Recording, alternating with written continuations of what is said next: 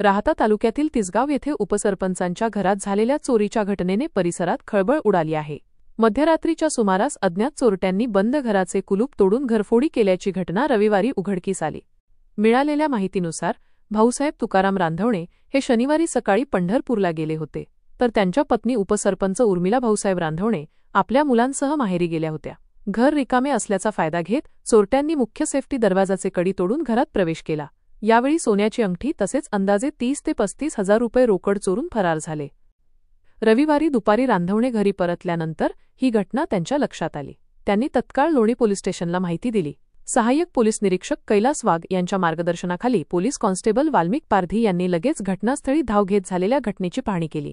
त्यानंतर अहिल्यानगर येथील गुन्हे शोधक श्वान सीमा आणि सहाय्यक फौजदार रवींद्र विरकर यांनी घटनास्थळी पाचारण करण्यात आले।